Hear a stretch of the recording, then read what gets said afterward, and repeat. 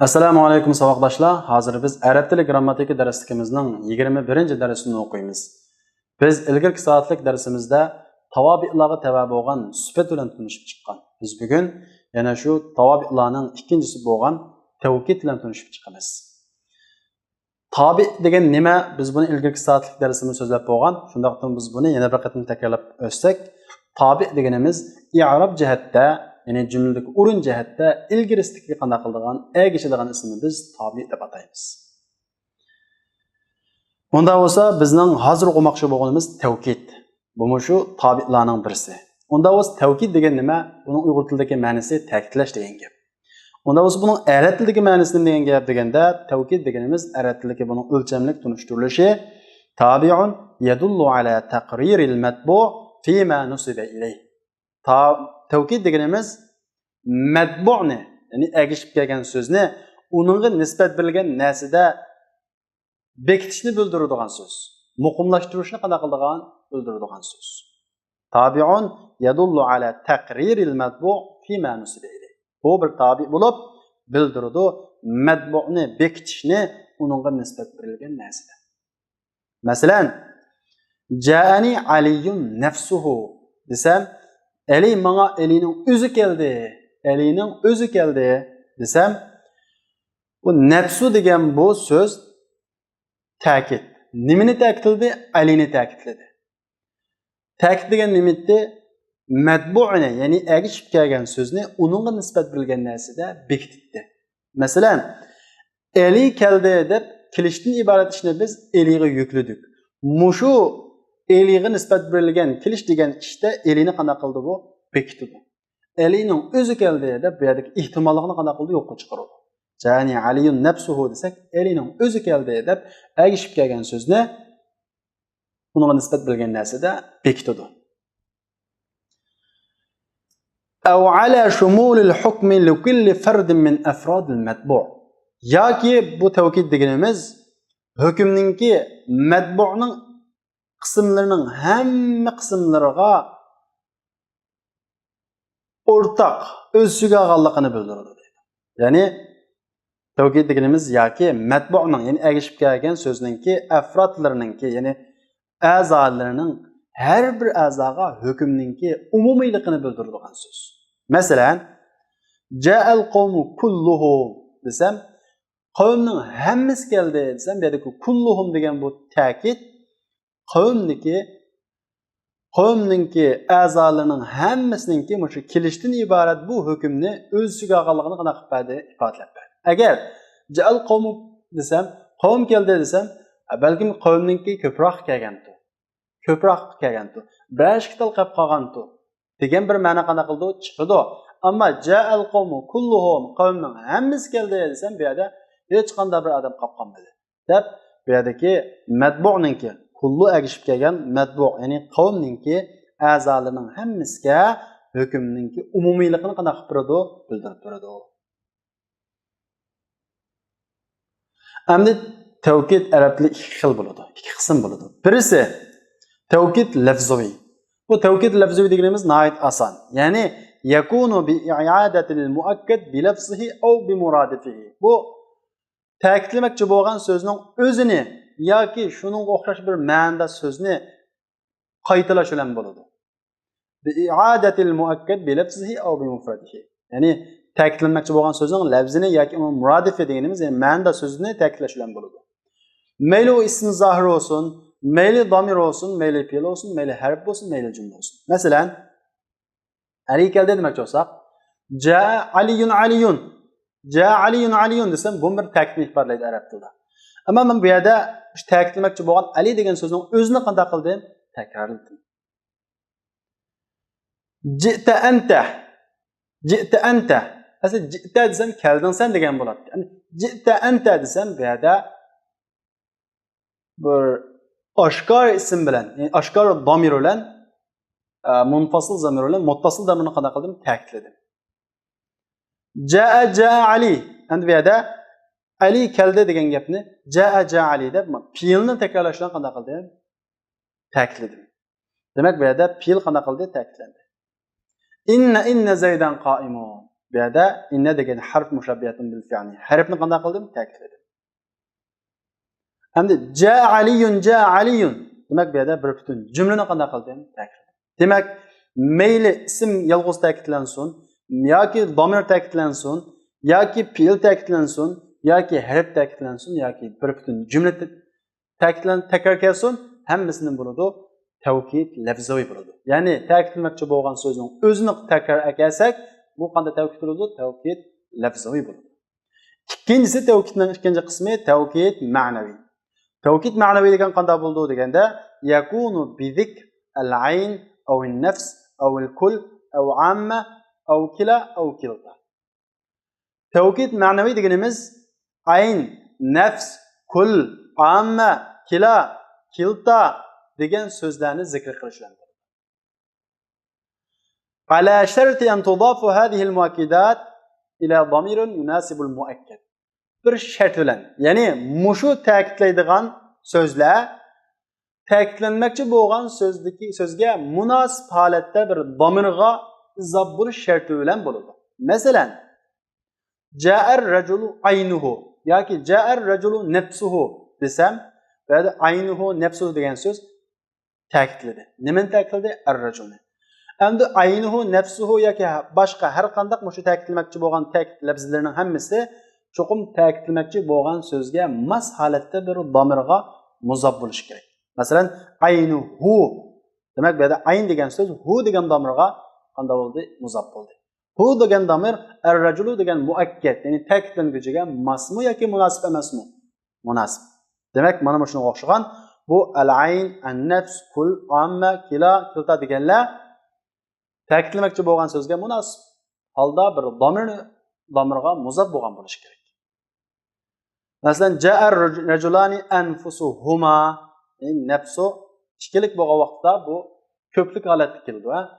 Ikkilik bo'lgan vaqtda ikkilik kelishi asal ojizroq ko'z qarash. Ammo ikkilik bo'lgan vaqtda ko'plik holatda kelishi bu kuchli. Ammo damir ikkilik keladi.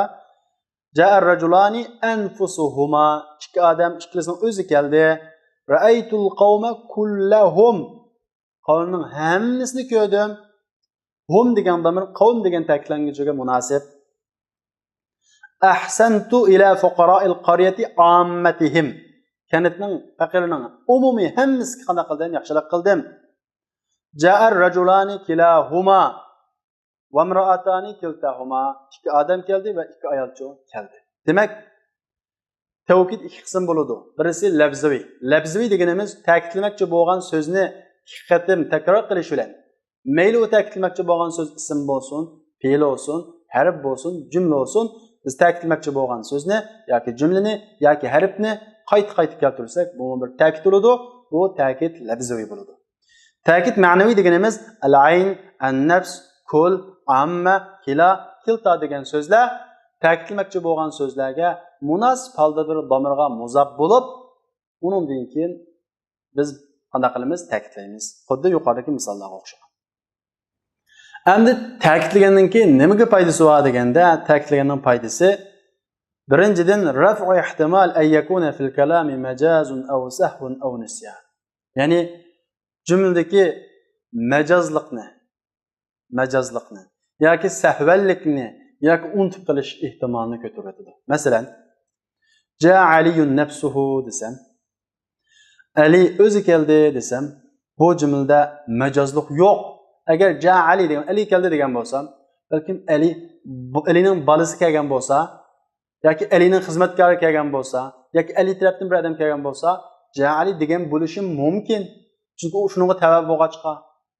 Ammo ja Ali nafsuhu desam, bunda majazliq yo'q. Uning xizmatkori emas, bolasi emas, u tarafdan boshqa odam emas, o'zi keldi deganni bildiradi. Demak, bu jumladagi bir majazliqni yo'qqa chiqaradi. Majazliq bo'lish ehtimolini yo'qqa chiqaradi.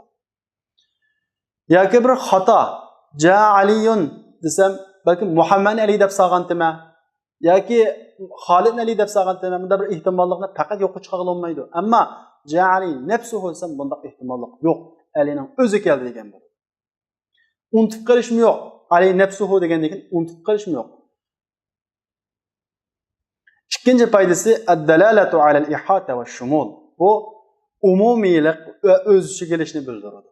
Masalan, ja'al qawmu kulluhum desam bu yerda umumiylikni o'zi yo'q. Qavmning hammasi keldi. Agar kulluhum kelmasa, qavm keldi desam, balkim ko'proq kelishi mumkin. Ko'proq kelgan bo'lsa, 5 ta odam qolgan bo'lsa, men qavm keldi deshim mumkin desam bo'laveradi. Ammo kulluhum desam, cho'qim hammasi kelganligini bildiradi. Umumiylikni bildiradi. Uchinchisi, ta'kidlamoqchi bo'lgan so'zni anglag'uchining nafsida, anglag'uchining ko'nglida bekitadi. Masalan, ja'a Ali desam, bu yerda men anglag'uchiga rasli elining rasli kelganligini qanday qildim, ishondim. Men anglag'uchi, menga birasi ja'a Ali degan bo'lsa, eli rasmlam kelibdi. Chunki u ta'kidlagandan keyin anglag'uchining ko'nglida bir bekitadi. Elining kelganligini qanday qildi, bekitadi. Mana bu ta'kidning foydalari. Endi biz tavkidul ma'naviyningki lafzlarini so'zladik. Al-ayn, nafs, kul, amma, tila, kilta deganga o'xshash. Bular qanday qo'llanadi? Hammasi o'rtaq tushuniladi deganda yo'q. Birinchisi an-nafsu val aynu masalan. An-nafsu val aynu bu birlik ishlatilgan bo'ladi. Ja'aliyun nafsuhu, ja'aliyun aynuhu deganga o'xshaydi. Ikkilikka ishlatilgan bo'ladi. Ja'ar rajulani anfusuhuma deganga o'xshagan va ko'plik ishlatilmoqchi bo'ladi. Ja'al qawmu anfusuhum, ja'al qawmu a'yunuhum deganga o'xshagan. Demak, beixtilof as-sig'a va ad-damir. Sig'a, ya'ni qurilma va damirning xilma-xil bo'lishi bilan birlik, ikkilik, ko'plik qanaqa qilib bo'ladi, qo'llaniladi bo'ladi. Al-aynu bilan nafsini. Kila bilan kilta. Bu faqat ikkilik bilan ishlatiladi. Ya'ni kila erlik ikkilik, kilta ayollik ikkilik. Lil musanna khassa. Bu faqat ikkilik khas. Ja'ar rajulani kilahuma, ja'a imratan kiltahuma deganga o'xshaydi. Kul jami' amma bu li ghayril musanna. Bu ikkilikning boshqasiga damirninki xilma-xil kelishi bilan. Ya'ni ikkilik kelmaydi, ko'plik keladi. Ko'plik keladi. Masalan, fasajadal malaikatu kulluhum. Shundaqo, safarna kulluna, safarna jami'una deganga o'xshash. Endi bu tavkidga, ya'ni ta'kidga aloqador bo'lgan ba'zi bir qoidalar endi ta'kidni texmini kuchlantirgili bo'ladi.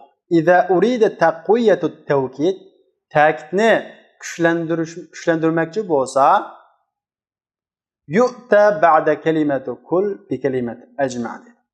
Ta'kidni kuchlantirmoqchi bo'lsak, kul degan so'zdan keyin ajma'ni kelamiz. Kulning o'zi bir ta'kid shundoq, endi bu ta'kidni texmi kuchlantirmoqchi bo'lsak, keyingi ajma'ni kelamiz. Masalan, fasajadal malaikatu kulluhum ajma'un. Qarang, kulluhum ajma'un deda kullu keldi, ya'ni keyinchi ajma'un keldi. Demak, kuldan keyin ajma'unga kelish orqali kul degan bu ta'kidni texmi qanday qilamiz, kuchlantiramiz. Kulluha agar ayollik bo'lib qolsa, jam'ana kelamiz. Kulluhumdan keyin ajma'inna kelamiz. Kulluhunnadan keyin juma'na kelamiz. Demak, bu ajma'ninki o'z turiga masna kelamiz. Ana nakirin ta'kidligi bilan nakira so'zni ta'kidligi bilan deganda la yajuzu tawkid nakira illa idza kana tawkiduha mufidan. Nakira so'zni ta'kidlash to'g'ri emas, faqat uni ta'kidlash foydali bo'lib qolgan vaqtida to'g'ri. Qanday o'z foydali bo'ladi? Bihaythu takunu nakiratul muakkada mahduda. Nakir ta'kidlanmoqchi bo'lgan nakira cheklik bo'lgan vaqtda, masalan, sumtu usbu'an kullahu degili bo'ladi. Bir haftaning hammasini tutdim deb usbu' degan bu nakira so'zni ta'kidlasak bo'ladi. Chunki bu yerga ta'kidlanguchi cheklik, 7 kun shundaqo. Ammo bu yerdagi nakira hukumsiz, faqat cheksiz bo'lib qolishi bo'lmaydi. Chunki bu yerdagi ta'kidlashning foyda yo'q. Masalan, deyilmaydi sumtu dahra kullahu. Bu yerda dahr degan zamon deganning chek yo'q. Bunda dahr degan so'zni qanday qilolmaydi, ta'kid qilolmaydi. Demak, nakirni faqat shu nakirni ta'kidlashdan bir foyda bo'lsa, foydali holat bo'lsa, ta'kid qilib bo'ldi, bo'lmasa bo'lmaydi. Shunchisi, idza urida tawkid ad-damir al-marfu' al-muttasil aw mustatir bin-nafs aw al-ayn wajaba tawkiduhu bil-damir. Agar marfu', muttasil, mustatir domirini nefsi ve yoki ayn bilan ta'kidlamoqchi bo'lsa, masalan, ji'tu ana nafsi, zahabu hum anfusuhum, safara ali huwa, safara huwa nafsuhu deganga o'xshagan. Ali kamisimi safara huwa nafsuhu de. Mana shunga o'xshagan ji'tu ana nafsi yoki ji'tu ana ayni deganga o'xshagan. Demak, muttasil marfu' domirini ta'kidlamoqchi bo'lsak, uningga ayrim munfasil domirini ekib bo'lgandan keyin qanaqa qilamiz? Ta'kidlaymiz. Bir qoida. Ammo muttasil mansub domirlab qolsa, buningga ayrim domir ekamsakmi-chu bo'laveradi. Yajuzu an tajurra an-nafs aw al-ayn bil ba'i az-zaida. Endi ortiq ba bilan nafs aynni zir qilsak to'g'ri. Masalan, jaa aliyun bi nafsihi, jaa aliyun bi aynihi deb ortiq ba'ni kelibchi, ta'kidlashni texma kuchaytirish uchun bunda akasakmi-chu to'g'ri. Bu vaqtda bu harfi janon tufayli zir o'qiladi. La yu'akkadu bi kull wa ajma' illa ma lahu ajza' aw ab'ad yasih iftiraquha hissan aw hukman deydi. Ta'kidlanmaydi kullulan va ajma'ulan, faqat uning parchasi va ba'zisi va uni hukm yoki amaliy jihatda ayrig'ili bo'ladigan narsani undan keyin ta'kid qilib bo'ldi. Ya'ni kullu ajma'ulan ayrig'ili bo'ladigan, uning da qismdan tarkib topgan narsalarni qanday qilib ta'kid qilib bo'ldi. Masalan, fasajadal malaikatu kulluhum desam, farishtalar ularning hammasi sajda qildi desam, bu farishtalarning ko'plik bo'lsa-mu, lekin hammasi ayrim-ayrim shundaqmi? Bu to'g'ri. Amaliy jihatda ayrig'ili bo'ladigan degani shu. Yasiha iftiraquha hissan degani, amaliy jihatda ayrig'ili bo'ladigan degani, masalan, ja'al qawmu kulluhum desam, qavmning hammasi keldi desam, qavm degan hammasi qanday qilib bo'ldi? Ayrig'ili bo'ldi. Amaliy jihatda pochiliqli bo'ldi. Hukm jihatda mo'cho desa, ishtaraytul abda kullahu degani bo'ladi. Nima uchun? Bir qulni uning hammasini sotib oldim desam, bu bir qul deganni pochiliqli bo'lamdi, adam deganni pochiliqli bo'lamdi desa, qul deganning yerimini sotib oladi bo'ldi. Ya'ni uni bir kunlikni qanday qilib, bir kun damilib, bir kun ishlab, mandaqqa yerimini sotib olsak, shunday ishlaydi. Ya'ni bu hukm jihatda yerimini sotib oladi bo'ldi. Amaliy jihatda ayrig'ili bo'lmasa-mu, hukm jihatda qanday qilib bo'ldi? Ayrig'ili bo'ldi. Demak, kul ajma' bilan hukm yoki amaliy jihatda ayrig'ili bo'ladigan narsani qanday qilib bo'ldi? Ta'kid qilib bo'ldi. Ayrig'ili bo'lmaydigan hukm yoki amaliy jihat ayrig'ili bo'lmaydigan narsani ta'kid qilib bo'lmaydi. Bunda savdoshlar, bugungi tavkidga aloqador bo'lgan darsimiz mush yerda oxirlashdi. Buni oxirida ko'nikmalar berilgan, buni o'zingizlar ishlaysizlar. Masalan, ixtar naw'at tavkid fil jumlat taliya. Tuvandagi jumladagi tavkidning turini tanlang deydi. Jaa Muhammad. Bu ta'kid labziy ta'kidmi, ma'naviy ta'kidmi? Buni ayirasizlar. Jaa rajulun aynuhu. Bu ta'kid labziy ma'naviy, shunga o'xshaydi. Undan keyin kim ko'nikmada tuvandagi jumladagi tavkidni va ta'kidlanguchini va uning turini bayon qiling debdi. Masalan, hadihi qalatuka aynuha desam, bu jumladagi ta'kidlanguchi qaysi? Xala. Ta'kidlagan so'z qaysi? Aynuha. Turi qaysi? Ma'naviy. Mana shunga o'xshash ishlaysizlar qolganini. Unda bo'lsa o'qitishlar, biz kelarki soatlik darsimizni ko'rishaylik. Assalomu alaykum.